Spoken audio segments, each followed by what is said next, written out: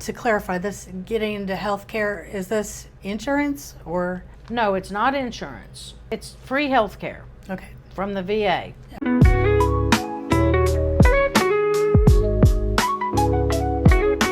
Next video in the series about Texas veteran benefits.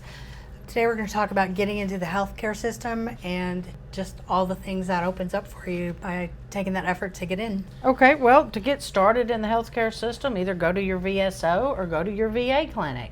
The clinic can sign you up or your VSO can help you. If you go to the clinics, though, it's a lot easier because they're not only going to sign you up, they're going to call you for your first primary appointment. One thing I always tell people is not everybody qualifies for health care. It's not automatic. You have to have an honorable discharge, unless it's mental health. They will see you for mental health, Okay. but only so many appointments. So either you have to qualify financially, which means you have to fall underneath the poverty level, or you have to have a disability rating, and that's really a lot of the reasons people file for disabilities. Disabilities are rated from 0 to 100%. A 0% gives you, people think that's a denial. No, that's them saying, the VA saying, yes, you have it. We don't think it's bad enough for a monetary payment, but we know you have it.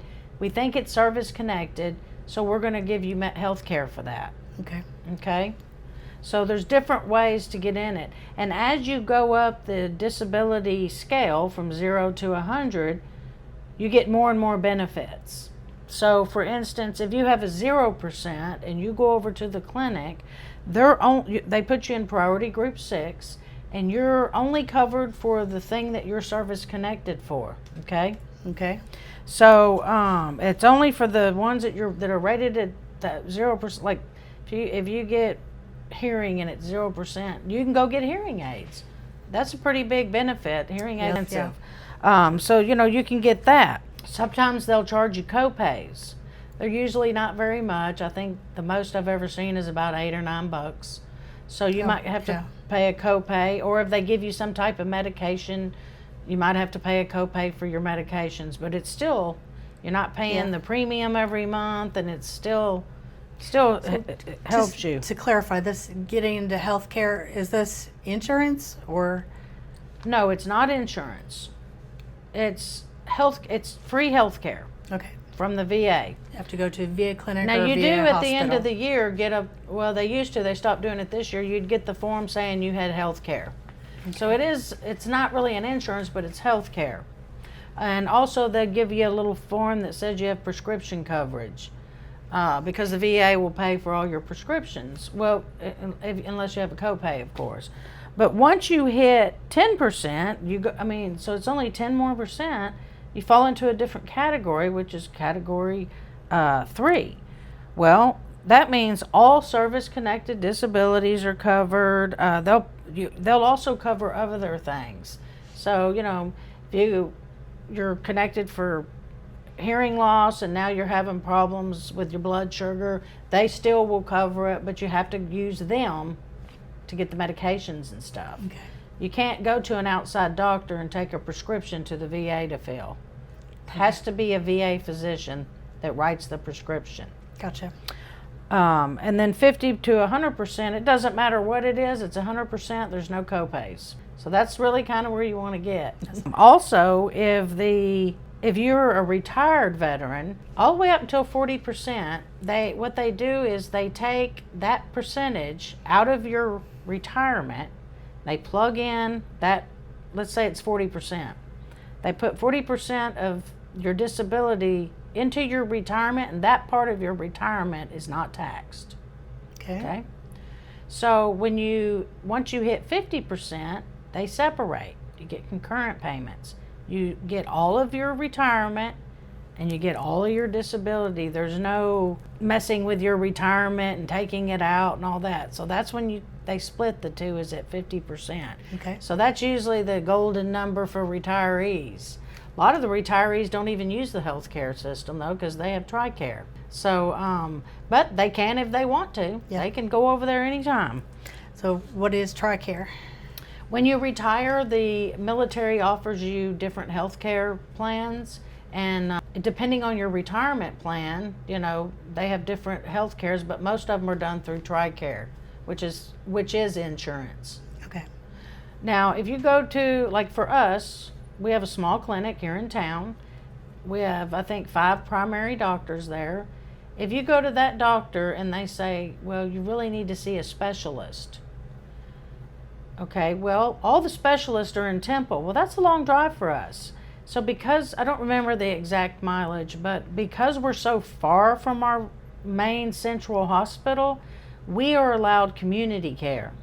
Okay. Which means they can send us right here in our community to physicians, doctors, whatever it may be, medical professionals that are signed up to serve the veterans through the VA.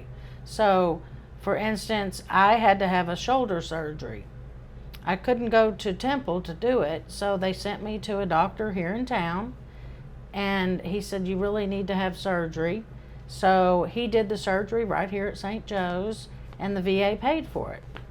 So I try to tell our veterans, keep that in mind. You don't have to drive all the way to Temple every time you need something. Right. I was going to ask that. What happens if you need a specialist, someone who's outside of that area? It used to be, you know, when our town was a lot less populated, we would have to go to Temple, you know, just for civilian insurance. You know, my dad went to Temple for a cardiologist. I went for a vascular surgeon. You know, there were things that we went up there for. But fortunately, we have a lot more specialists here in our area now that are actually really good doctors. Yeah, and a lot of people use that for dental. Now, I tell our veterans, if you're going for vision, it's probably best just to go to Temple, because if you go to a community care for your vision, you're going to see an eye doctor. They're going to give you a prescription. Well, you got to go to Temple if you want the free glasses.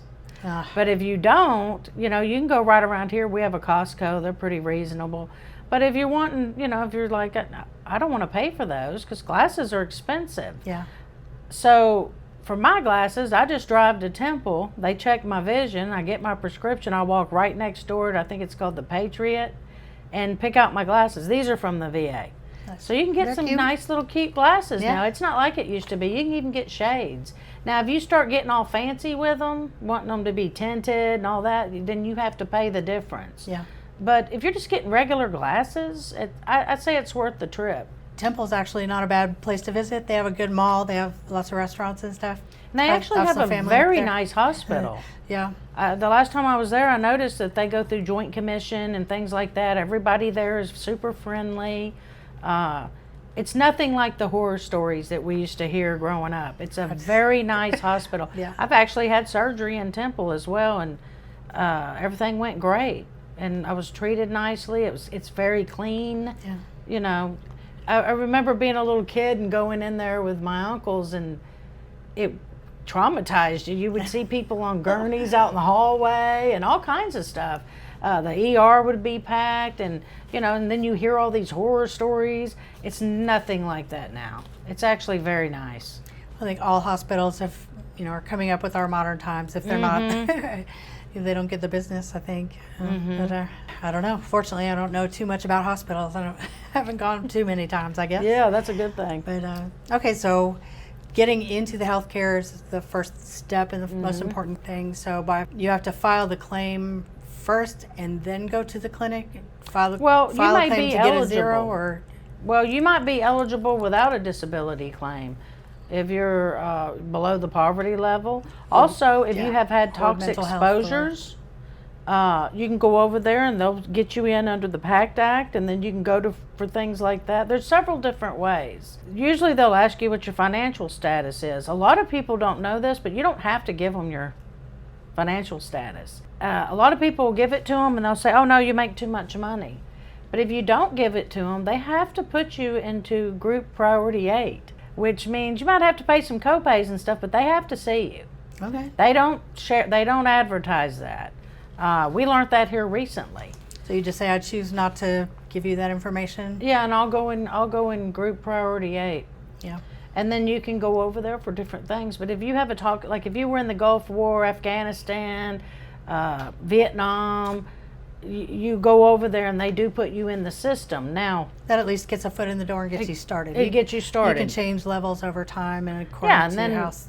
after you go there and you're like, wow, I didn't realize I was having this many problems. And if you go in there and they say, well, you have this, this, and this, we think it was from toxic exposure, that's when you want to go file your disability claim. Yeah.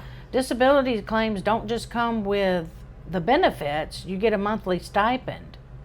So as you go up, you get more benefits with it, 10, 20, 30, or 0, 10, 20, 30, 40. You get more benefits with it, and you get the monetary payment goes up as well. That monetary payment is based on your pay while you were serving? Nope. Or, Nope. 10%ers all have the same one. It's Okay. 180 something. I have it here somewhere. Yeah, it starts at 180, 42, and then you go to 20%, and it's 356 a month. okay. Now, once you hit 30%, if you look at part of your benefits, you get to add your family. Adding your family doesn't mean they get health care. It means you get a little bit more a month. So instead of the $595 a month, if you have a spouse, it's $666. If you have a kid and a spouse, it's $708. They give so much per each dependent. So that can make your monthly stipend more. Your family doesn't really get benefits until you hit 100%. Okay. So until you get 100%, they can't go to the same clinic you do. You just Well, they can't even if you're at 100%. They get what they call CHAMP VA, which is free health care for them. It's almost like I'm trying to think of a current one so I don't show my age, like Blue Cross Blue Shield. You get a little card and that's what you use. Most places around here take it. They can stay on it until they're 18, your dependents. Well, your wife can stay on it forever. Even if you pass away, she can get CHAMP VA. But you don't get that until you're at 100%. Okay. Your dependents can stay on it up until the age of 26 as long as they're in school. Okay. So, a lot of people say, well, what about my wife? What about my wife? Well, your family doesn't get anything till you're 100%. Now, there are benefits that your family keeps when you're at 100% if you pass away, like the CHAMP VA. If you have the 100% tax exemption in place, they get to keep that. They can also keep the DV tags that you get at 40%, which means they don't pay tolls, they don't pay to park at airports and all that Yeah. kind of stuff. And if they have you can also get a military ID through DEERS, you and your dependents. If something happens to you, your spouse gets to keep that. It's a great thing to have because you can get on the bases with it. You can shop tax-free stuff. There's some of the bases have little hotels and RVs, lots and things like that you can take advantage of. So in the real estate world, I know if you are a spouse that has survived you, and you've passed away and you had benefits, they can continue to use your tax exemption, but only until they remarry, right? Yeah, if they remarry, they lose it. They lose everything, all the CHAMP and all those things. If you get remarried, then you're out. And used to, you had to stay in the house that you were in when your spouse or your veteran passed away. Now, you can move to a smaller house that the appraisal is less than, at the same or less than. If you move to a bigger house, you're not getting that. That 100%'s gone, so keep that in mind. I mean, a higher value? Yes. Okay. So it's not square feet, but it's... Right. It's not square feet. The price, It's the appraisal of it. So if the appraisal needs to be the same or less, and you can keep the tax exemption, as long as you don't remarry. Okay. So if, say you sell a house for $300 and the house you buy is for $400, can you have the exemption on the $300 then and not the $100? Or does the whole appraisal have to be less? You lose the whole thing. So you want to keep the appraisal less when you're looking for new homes. Most of the time, we don't see a lot of problems with it because most of the time people downsize. So, but they used to take it away if you moved, and what would happen is these spouses could not afford these homes once they lose their veteran. Right. Yeah, it's a big expense. Then they're losing everything. So the VA said they just changed it here recently. If you move to a home that's at equal value or less, you get to keep that exemption. Good to know. So it starts out with the health care at the doctor's office, documenting and taking care of your different ailments and things. But then, as we progress in either in ailments or disability or in age, you start needing more help. So there are things in this healthcare system, like in-home care or living in like a assisted living or things like that? Are those things covered under this? Yes, but you have to qualify. Right. There is something called aid and attendance. If you live in a assisted living or nursing home, you file for aid and attendance. If you qualify, they pay part of your bill there. Not all of it, unless it's a state home, they will. Or if you're at home and you need someone to come and take care of you regularly, what they do with that is you file housebound aid and attendance. That stipend, whatever they approve, is added on to your monthly disability payment. Okay. Okay. One thing is, well, there's several different things to be eligible for it. You either have to have it's service connected, or you have to, be financially below destitute, but below the poverty level. Right. Because a lot of people that if you're not, you don't really need that. Or I guess there are some mental health things that prevent you from working. So by that default, you would be below the poverty level.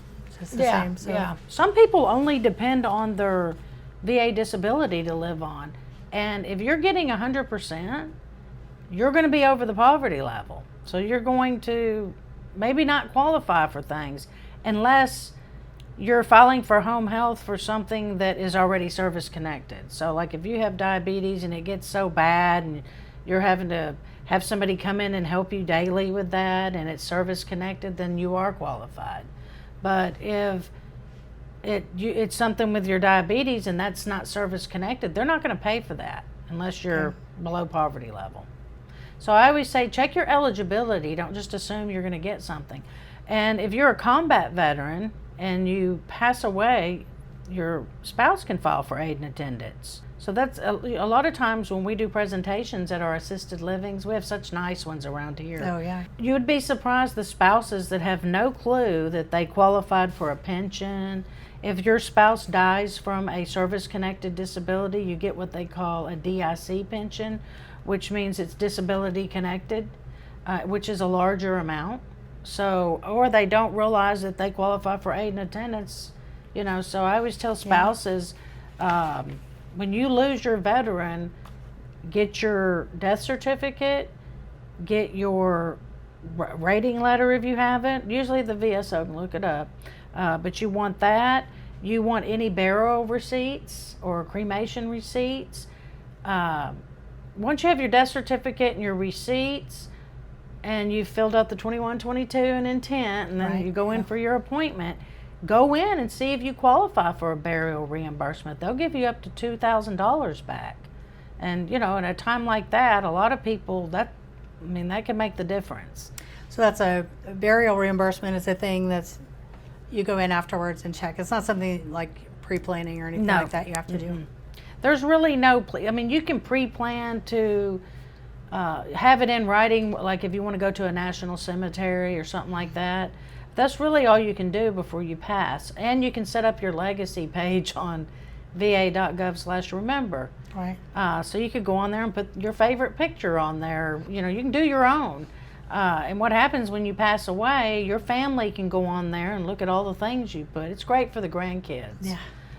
But yeah, I always tell a lot of spouses will come into our office, their husband just passed, they don't have the death certificate, they're distraught. The last month of a veteran, let's say the veteran got a check on the 1st and they die on the 15th of that same month.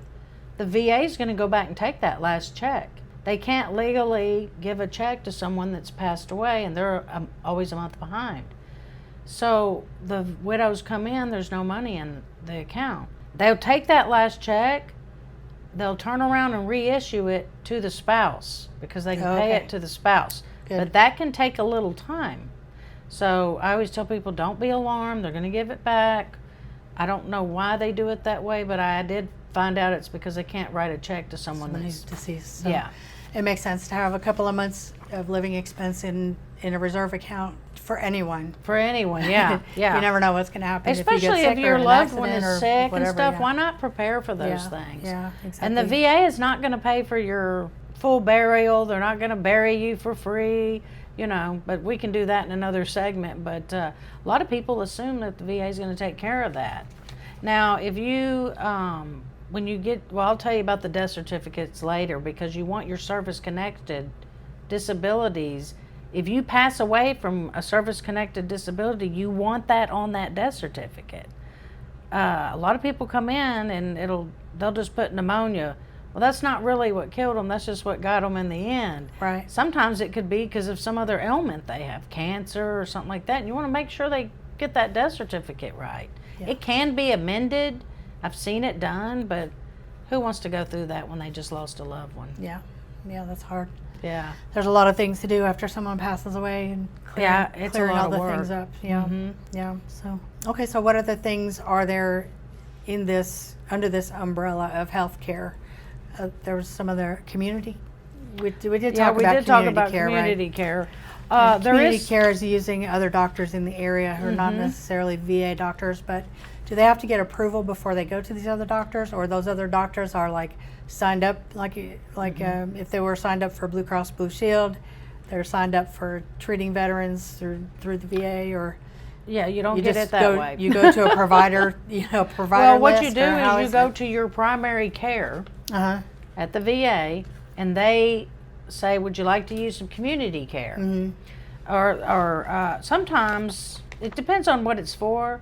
For instance, I had to go to a neurologist to have something checked. They called me from the Temple Neurology Department and said, "Would you like to use community care? Or do you want to come to the VA?" And I said, "I'd like to use community care." Right. So they said, "Okay, well, community care will be in touch." So a few days later, I get a call from a lady at community care, and she says, "These are the doctors that are available. Which one would you like?" And they'll tell you where they're located and things like that. There's been a couple times, because we don't have hardly any neurologists here in Brazos Valley. Yeah. Where I've just said, you know what, I'm just going to go to Temple, because the closest one they have is in downtown Houston. Yeah. Temple's a much nicer drive, with no traffic. So, Yeah. But they'll tell you where they are and where they're located. And if they give you some that you're like, nah, I don't really want to do that, you can tell them, no, I'd just rather go to the VA. Then they'll send you back to the VA. But if you say yes, they'll ask you, do you want to see a male, a female, that type of thing, and they'll set it all up for you. And they put in what they call a pre-authorization. You can go, if you have va.gov, once that authorization is in, you can go to your My Health on va.gov and check for that authorization. Okay. But if not, a lot of times the community care will call you to schedule the appointment when they get the authorization. So it's always best to just do it that way. Or if you call, they'll say, well, when we get the authorization, we'll call you. Yeah. I've actually gone, when I went to have the shoulder surgery, I got up to the desk and they didn't have the authorization, even though they had scheduled it and everything. So I said, wait a second, I've just taken off for like 3 months for this surgery and my whole family's here. I got on my phone and went to va.gov, My Health, and there was my authorization, and I was able to give it to share them. it with them. And A lot of people, we have a lot of veterans that don't use their phone like that and stuff. So I always say, go by the VA clinic and get a copy of your pre-auth before you go to your community care. yeah, that's a good point too. We're talking about these spouses who may not know, and a lot of times these are going to be older people, right? Mm-hmm. A lot of times older people may not be on the computer and they may not be seeing this video. Mm-hmm. This is going to be shared on all the social and YouTube and all that. But, if you know people who are older who don't have computers, don't watch these kinds of things, share this information with them. Let them know that their spouse or they have these benefits if they aren't aware of them. Get them into a VSO. Yeah. So that when something does happen, your spouse is already familiar with that person. Right. So they know, they can find out more easily what they're covered for. You don't know what you don't know until, you talk to someone and learn, hey, there's something you should check into at least. Go talk to your VSO. Mm-hmm. So, good. So is there anything else that we need to know about the VA healthcare? Not that I can think of, but I'm sure, there's 100 million things I didn't talk about. But You mentioned before when we were talking about the benefits, and so this is jumping videos, but if you get cured, like say you're diagnosed with some sort of cancer from breathing in noxious fumes or something like that, and you go through radiation and chemo and you're you're in remission, you're Mm-hmm. clear for now anyway. Does your rating change immediately once you get that clear reading? Yes. Really? Yes. Because I know someone in my family had cancer, Mm-hmm. and he's had lots of issues since then, like infections and Mm-hmm. staph infections and blocked things, and Yes. he's had the all these effects chemation going back. can cause those types of things. And so that's a secondary thing if the That would chemo be and a radiation. Yeah, cause- actually, we'll call it a residual from. Okay. So if let's just say you have prostate cancer, a lot of those go into remission. The good thing is they do go into remission, and a lot of times it doesn't come back. But you do, if you're at 100% for prostate cancer, you're going to lose that if you go into remission. But while you're going through chemo and radiation, when you're having issues with the things that radiation and chemo cause, make sure you get that documented. That, like for instance, I've had people that had esophageal cancer and the radiation took away their hearing. So we filed hearing loss due to radiation from the prostate cancer. Or now they have a weak bladder or leakage or whatever it may be. Those are all residuals from having the cancer. And if the chemo and radiation or even the medications cause any side effects, you can file for those things and you don't lose those as long as you continue to have them. Right. So you may lose part of it, but not all of it. I always say, even if you're 100% and for something like that, as you get things, go ahead and add them on there. Even though it's not going to change your monthly amount, it can change your, instead of going from 100 to 0, you might go up from 100 to 90. So it's not that big of a difference, and it doesn't hit you so hard. Make sure you get it documented and get it over to your VSO or file the claim. Important thing is just to keep everything documented, keep it in that loop, keep it always updated. Exactly. And not only that, I tell family members, make sure they're doing that, because when you're going through chemo and radiation, that's the last thing on your mind. Yeah. You don't feel good, you go home, you go to sleep, they give you nauseous medicine, all these things. Well, you can file for that nausea that you're getting for that, or that fatigue, things like that. So make sure because a lot of times I'll get someone's health summary and it'll just say prostate cancer. Well, then it'll say, oh, they're in remission from prostate. Well, you want to have all those things that prostate cancer caused you. Yeah. So make sure. A lot of people that get prostate cancer get ED. Yeah. Even at 0%, you still get a payment because it's a special monthly compensation for loss of use of limb. So, and that's something you get to keep even after the prostate cancer goes away, because it's pretty permanent. Yeah, it's a pretty permanent thing. Most of the time it is. And if you start getting medication for it and stuff, then you can get that rating up. Yeah. So you just really need to talk to somebody, but document. Get everything in your records. If you have a secondary issue from something you already have, get it in your records. Make sure it's notated as secondary. If the VA is giving you some type of medication or treatment that's causing problems, get that documented. So are things like for I guess men could get breast cancer as well, but women in I've seen it. particular want reconstructive surgery. Is reconstruction covered under the? It can be. VA benefits if the cancer is service related? Yes. Okay. Yeah, if you get cancer and you have to have surgery, it really depends on your doctors. Also, if you're at 100% and your doctor's willing to say, let's say your breasts are real large or something like that, and they're hurting your back and things like that, you can get a pre-auth to have them reduced. And the VA will pay for it because of your rating. Right. But if you have breast cancer and you're like, I really want to get this fixed, I want to be a woman, Yeah. or whatever it may be, then if your doctor will put in that pre-auth, then they actually do plastic surgery in Temple. They usually have a plastic surgeon from Baylor, Scott & White that's right next door. They come over and do those types of things. They do excellent work. I've seen some people, I've seen people that's had that done, and it looks great, and you feel better. Yeah. And also when you get breast cancer, a lot of people don't realize it's very depressing, can cause anxiety, get that in your record. You know, Heart surgery also causes depression afterwards. just about any disability can Yeah. cause depression, Oh, sure, anxiety. Anything that kinds of takes stuff. away any freedom or any mobility or anything like that. Sure, there's lots of different things. Yep. Residual effects. So good to know. Just anything that happens, just ask and check it out. It's worth asking, right? I always say all they can do is tell you no. That's the worst thing they could say. Yep. Well, good. Well, thanks for sharing with us about community care and Healthcare. healthcare. Yeah, this course. is all great information. It's really good to know, especially for those spouses. And share the information with people you know that are not computerized and won't see these videos. Let them know they should go see their VSO about what they're eligible for. Yep. Good deal.